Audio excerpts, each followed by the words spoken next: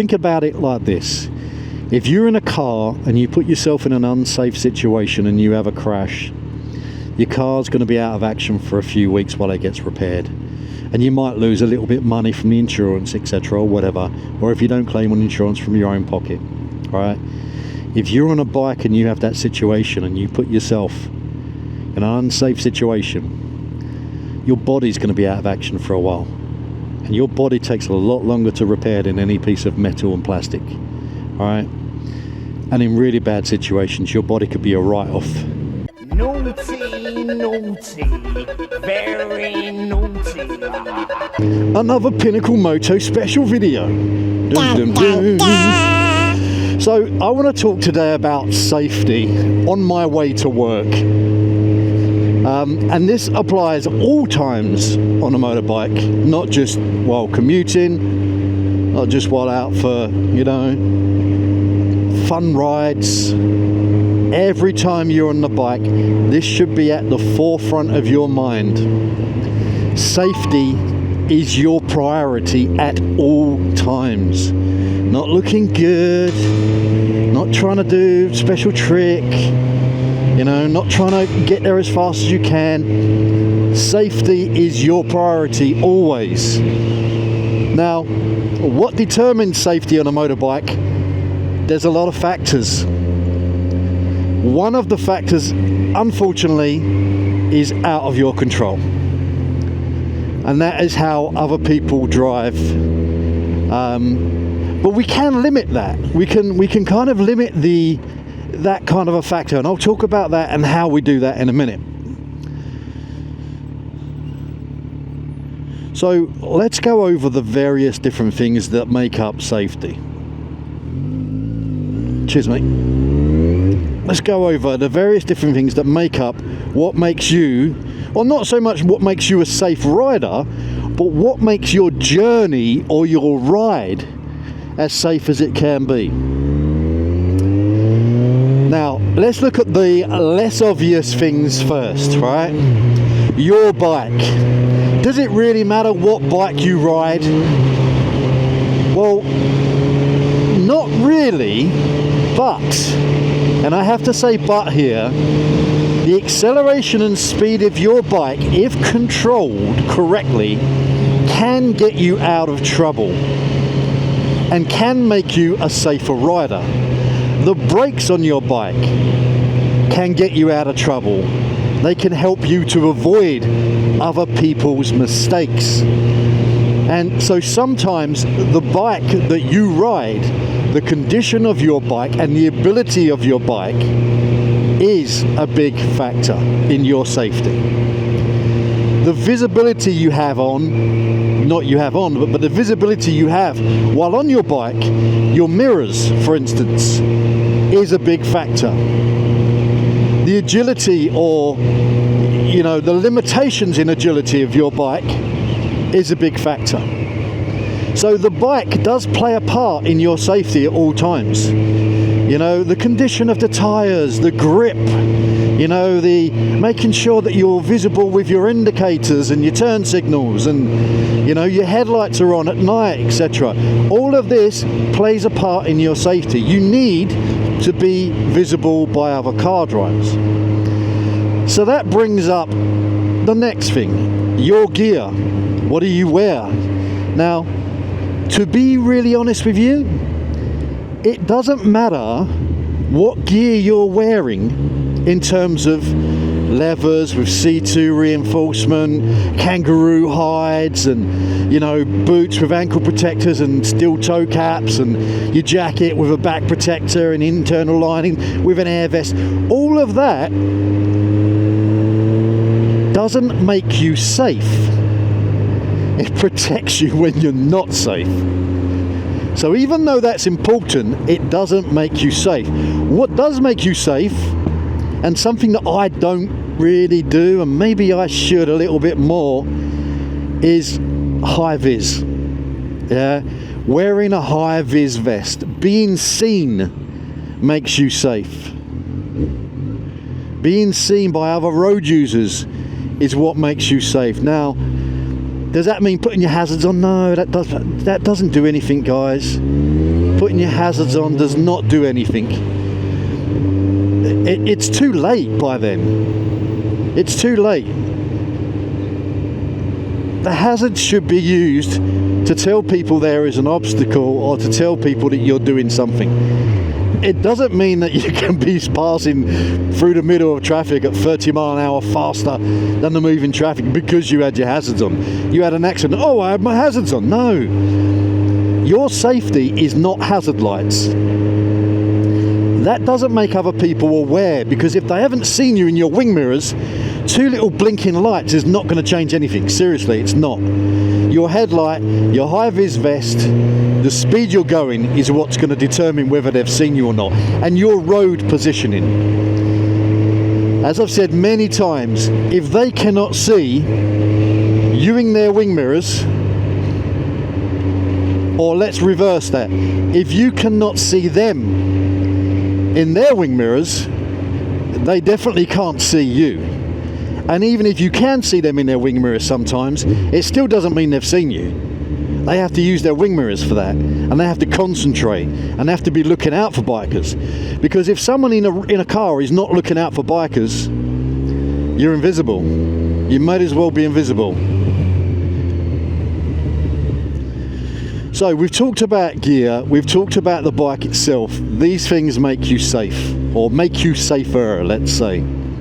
Yeah, driving driving at night with a black bike, dressed all in black, with very dim headlights, is not an ideal opportunity. Come on, mate, because I know you've seen me and you're waiting for me, but I've got to let you. I can't just be an idiot and overtake you when you're clearly indicating. So yeah, okay, so they're 2 main factors. Well, not main factors, but they're 2 factors, right, of you being safe. The factor I've talked about is other people. You can't really stop other people impacting your safety. But what you can do is you can put yourself in situations, or you cannot put yourself in situations. If you put yourself in a situation which is not safe and you get knocked off by another driver, even though it was not your fault, this is something that could have been prevented. You know, you could have not been in that situation in the first place. You could have prevented that accident. Now, if you're in a car and you have a little knock, you go, oh, no, I need to go and get that repaired now. Oh, it's going to cost me £100 to get the other guy. You know what I can do? I can go around through here and to the right. We will make sure no one's... Oh, that guy's going already. Thank you very much. Now, do I get behind that? No, I don't. I'm going to get in here where there is a space and it's safe to do so. And then I'm going to position myself where I have an escape route. And I think that's something we haven't talked about for a while, and I will. Even though that looks good there, this, I've got to remind people, this is an ACL, and there is dangers here. This is not being safe. Although we are permitted in here, it is not being safe. And I'll tell you why. Because these cars on the left are stopped. You could have drivers in these cars. They're not going to look when they open their door. You've got a lot of traffic here, and you've got cars here on the right. They could open their door. Passengers go, oh, I'm going to the station up here. I don't want to sit. I'll just walk. And they'll get out. Yeah? It's a lot less safe than riding through the middle, but riding through the middle, there's a lot less room. This is why I'm going this speed. This is why I'm going so slow. And you can have people are not going to look if they're passing this bus or this coach. You've got to be ready for this. Put yourself in a situation, but be aware that if you're putting yourself in a non-situation, be aware that it's not safe. Because then you need to look out for a few more things. Like here, I'm going very slow past this bus because there's a load of people there. They might want to quickly jump over the fence. I know they can't in certain places because it's all fenced off. But you've got to remember, in a non-safe situation that you're putting yourself in, you need to be extra careful. Extra careful. Don't just blast through there thinking, oh, I'll get out of that non-safe situation as soon as possible. No. While you're in that non-safe situation, you need to be extra vigilant.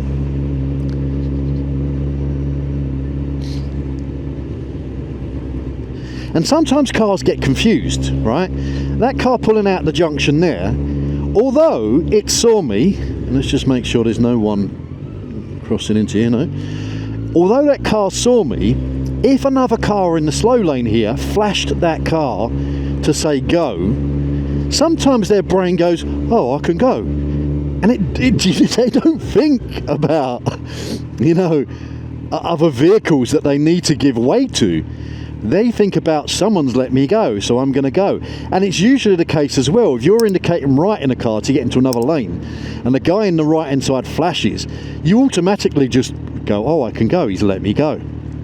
And no one else on the road that's coming through that middle, whether it's a bicycle, whether it's a motorcycle, whether it's another car, no one else matters at that point, because they've already got permission and that's all they need. Now, look at the wheels of this truck. I need to be over here because he is turning to the right, so I need to get out of this situation quickly. But at the same time, those lights are red. People already jumping those lights, so I need to make sure I'm checking on the left there. Now, this is where the acceleration comes in on a bike, even though it wasn't fast. Pretty much any single bike can do that level acceleration, but it gets you out of that danger area. It gets you back into a safety area. So we talked about, sorry, I digressed quite a bit there, right? But we've talked about the bike itself. We've talked about what you wear, etc. Making it visible. Again, I mean, also what you wear. A tinted visor is fine. Absolutely no problem, especially the tinted visors, the way they're made is that you can see through them very well, very easily. Or smoked visor, whatever you want to call it, a dark visor. When the light starts to fade, yeah, even if it gets cloudy and it starts getting a bit dark at 3 o'clock in the afternoon, it still then starts to restrict your vision. So you got to make sure that you're prepared for your journey.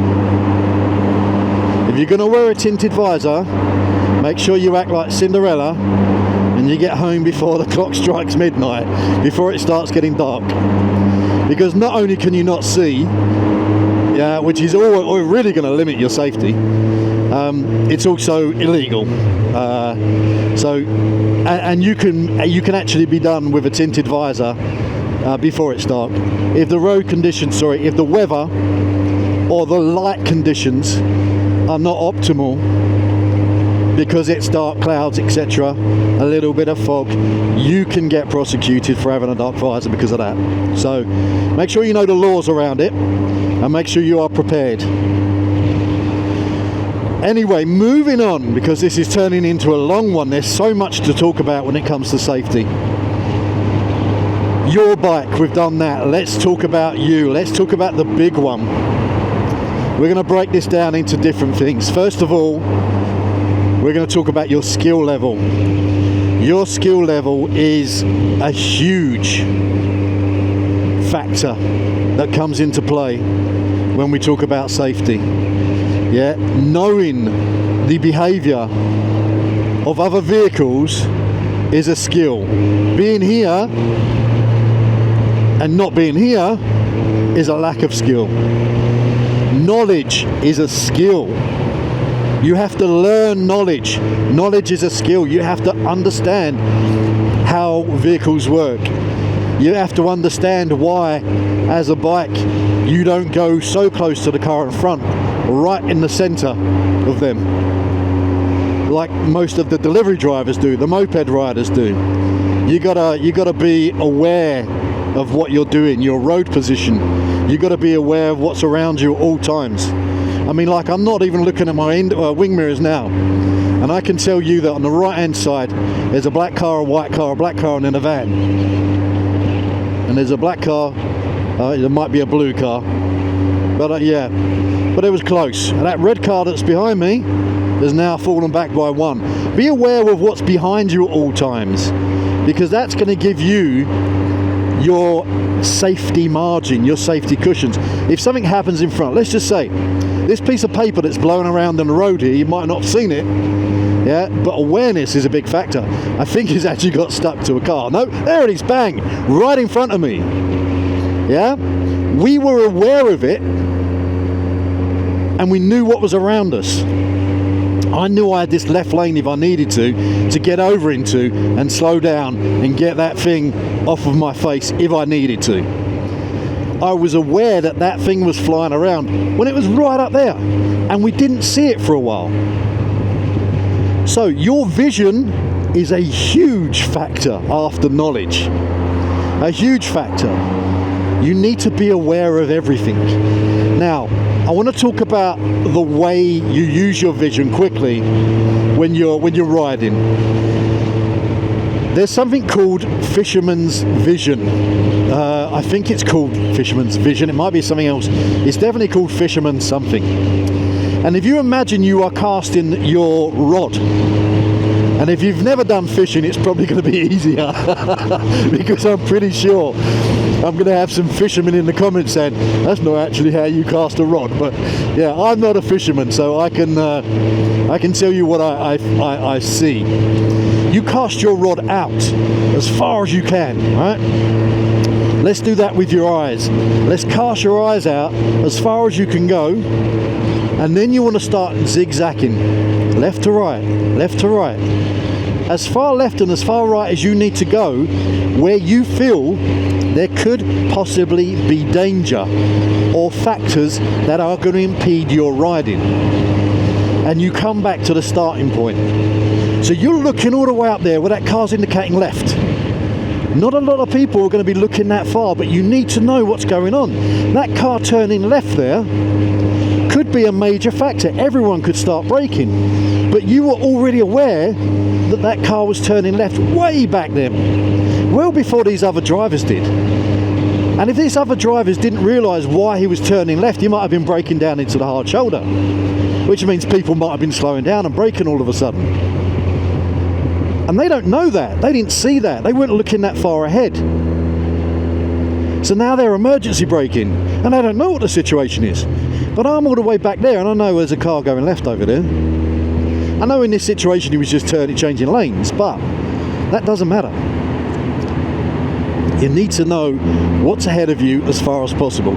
And this is also going to help you when it comes to your speeding tickets, guys. You know, knowing what's ahead of you, far ahead of you, zigzagging, coming back, you're going to see those little yellow boxes well before, you know, you're going to have to slow down too much. You check your speed. I'm doing 39, I'm good. But if you check your speed, I'm doing 43. I've got to drop a couple of miles an hour, you know, and you've got enough time to do that safely. Don't be slamming your brakes on at the last minute just to not get a speeding ticket, because that is not being safe. So, again, safety. The guy wants to get over, this guy's not slowing down. At this situation, this guy, there we go, now it's slowing down. But at that situation, he should have been aware of that as soon as that guy put his indicator on. You got to be aware. Awareness is your biggest. It is your biggest, and I can't say this enough. It is your biggest safety factor. Because if you are aware of what's happening before it happens, you have so much more time to react. So much more time. And I can't stress that enough. There's so many things that are out of your control. But if you're going to put yourself into a situation which is unsafe, be aware of it. Like this van here, be aware that it may come over. Use your acceleration, your speed to get over when you need to. I mean, if you're late for a junction, make sure you're aware of what's going on. There's more room, there's less braking on the left.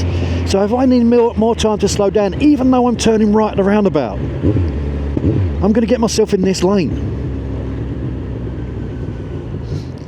And now I can filter to the front of the queue and I can turn right. be aware of what's happening. I can't see anything here, so just move forward a little bit so you can see what's happening on the right hand side. You can see what's happening behind you in the filter. You can see that this car's giving you loads of room, and he's going straight, he's not turning left. We can see everything that's happening, we're aware. And then we make ourselves space. We make space for ourselves, which is always good.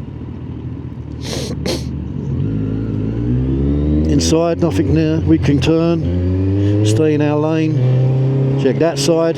We can turn. We are good. Bus is indicating right. Is he going to do it? Or is he going to put himself in that unsafe situation? See, the bus is indicating right because it wants to get past the other buses. As soon as it indicated left, that bike decided then was the best time to overtake. He didn't just try and overtake as the bus was turning right. So he put himself in a situation which was a bit more safe. Pedestrian stopped for the pedestrian. This guy's a safe rider. He is a safe rider. He's stopping, he's giving himself enough distance. He could easily squeeze through there if he folded his mirrors, but he's not going to do it. Because why? This bus is indicating right. And what happens when a long vehicle goes right? The back swings out over the axle. The further back, the length of that vehicle past the back wheel, it's going to move out as it turns.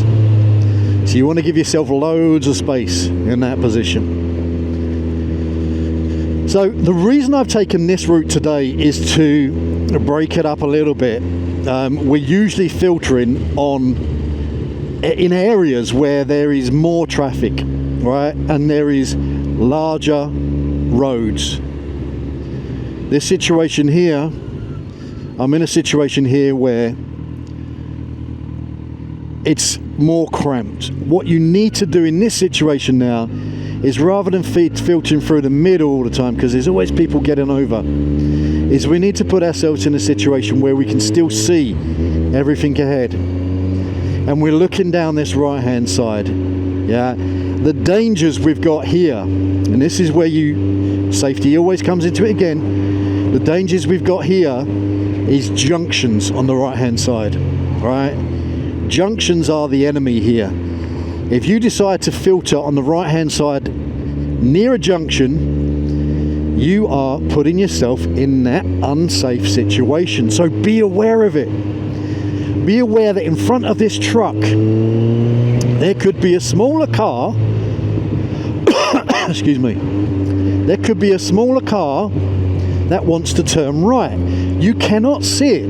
You cannot see that smaller car. Now here we go all the way out to the right, so we can now see a bit better. And we've got these stupid bollards. I hate these bollards. They need to be not black and white. Black and white, they just match and they sink in with the road. We know that there's a concrete shoulder on the right, so we want to get ourselves over to the left if we can. It's not going to be possible to filter here. Don't put yourself in an unsafe situation. I mean, you're not gaining much by going curbside here. You are making yourself a lot more unsafe. Just stick. We're moving. We're not stuck. That truck is going to turn left. There's no point in me getting to the left now. No point. That truck will go left. It will block off a lot of our safety margin. We want to get in the left as well, but we're going to be patient with it. This car in front of us doesn't seem to want to be rushing too much, and it doesn't seem to want to get in the left. So I assume that this car is going to stay in the right hand lane. Now, if we wanted to, we could go right now. We could weave in and out of there, yeah, through that little gap, through the truck and in front of it. What are we going to gain now? I don't know. And the reason I'm not doing that is because I can't see what's in front of the truck at the lights. I might be putting myself where I'm stuck just in front of that truck on his blind side, and he's not going to be able to see.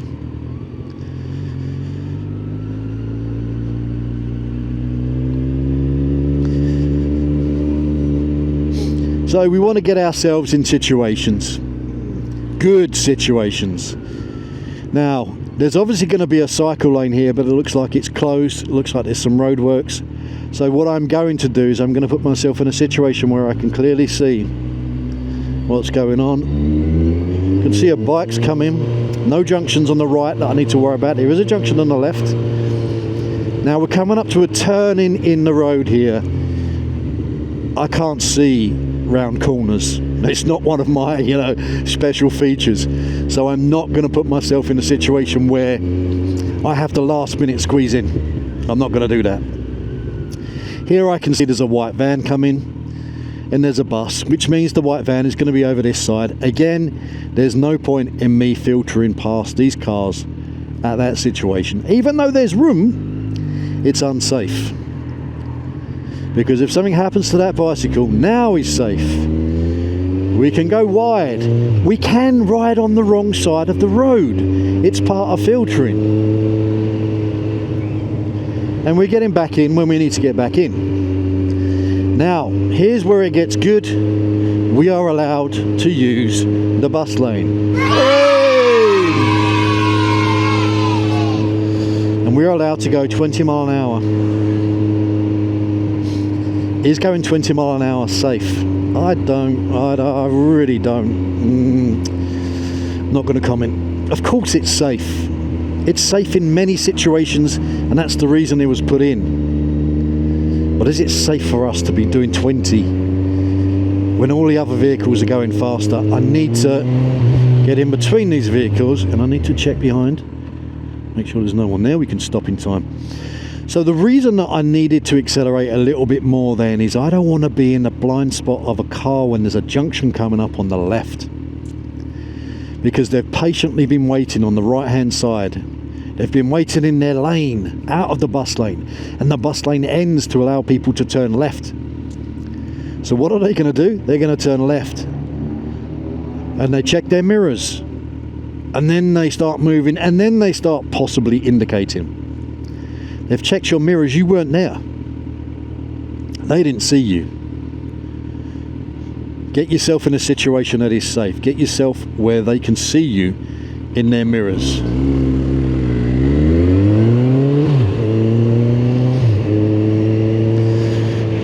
Even though it's mopeds, I like to be in front, and I know the mopeds will overtake me. Here, there's no point in me being in the bus lane.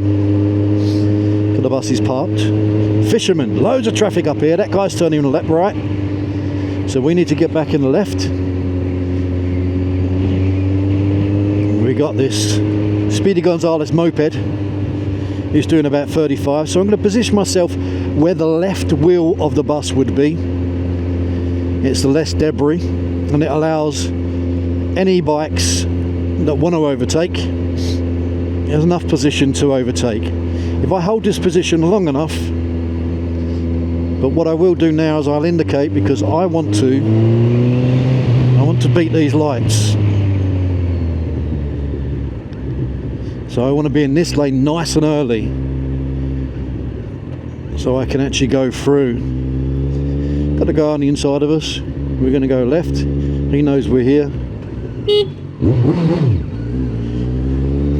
Too late apologising. You could have had a broken leg by then. But that was the situation it was crossing. We knew it was going to happen. We knew it could happen. So we were ready. Subconsciously that time. We didn't talk it through, but we were ready.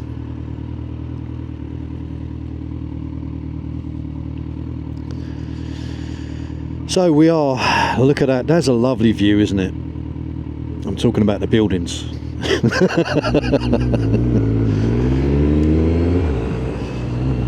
Got the Gherkin, some of the other buildings that I don't know. Got ourselves a bit of a sporty bike behind. We need to get over because we're in a situation now where we want to be here.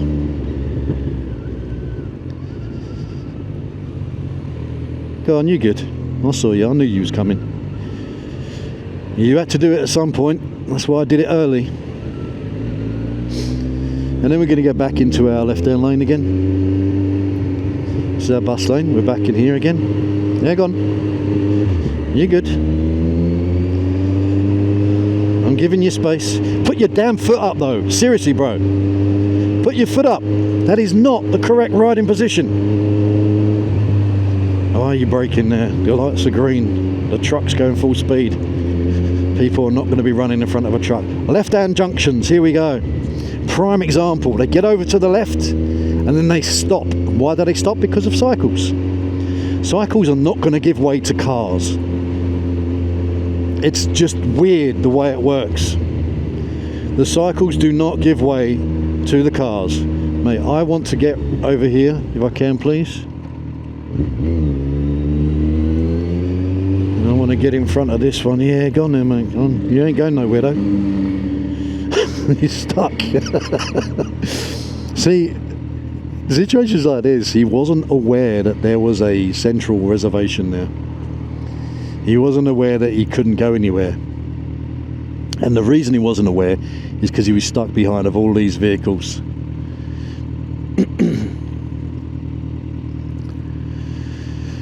But he's good. He looked, which is nice, just in case there wasn't a reservation there and someone was going straight over. He did look. We've got a couple of nice bikes coming behind us now. A couple of sporty ones. Now I'm going to check left to make sure this guy's good. He is. Letting us go. Nice.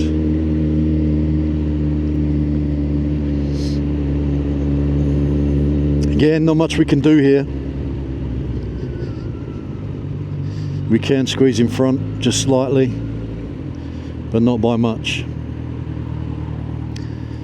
Now, with a smaller or more agility bike, I probably could do it with this, but it's early in the morning, I can't be bothered. Got to squeeze through that gap there, got ourselves in the centre, but you've got cars queuing up there on the left-hand side, so you're not really going to be out of trouble there. So again, we're going to be thinking, oh, it's a CBR 650R, it's the wife's bike. We want to be in a situation where we're more safe, and I feel that I was safer than that guy. I do want to get over here, but I'm going to be doing it a different way since there's bikes there. I'm going to get in front of that Tesla. I'm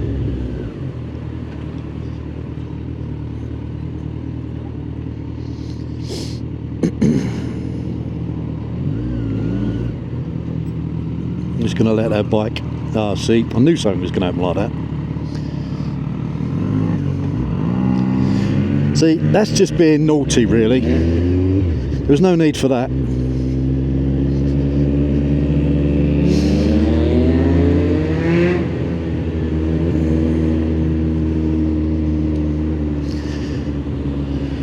But yeah, so I mean, that's pretty much the video on safety that I was going to work. There's probably loads more that I can add to this, and where I've kind of been concentrating on riding, I have tried to talk you through a lot of areas and a lot of things, but I think there's one thing you've really got to understand, and if you're going to take anything away from this video, think about it like this.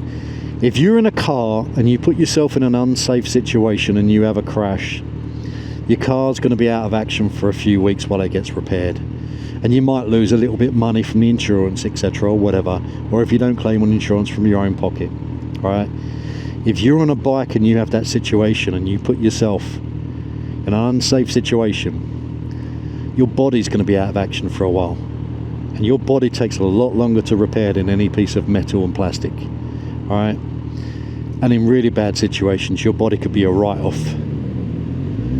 You know, we don't want to put ourselves in a situation where we are possibly going to be writing our bodies off. And I'm not just talking about through injury or, you know, losing a limb. I'm talking about, you know, it's the end of the line for you. There's no more riding. We've seen it happen too many times.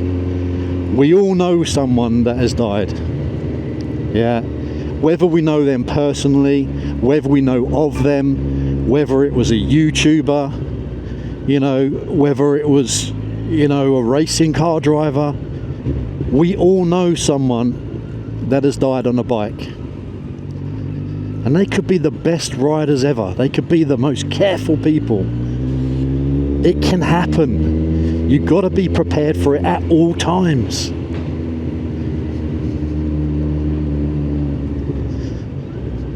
So ride safe out there. Protect yourself. at all costs. And I'll speak to you later on.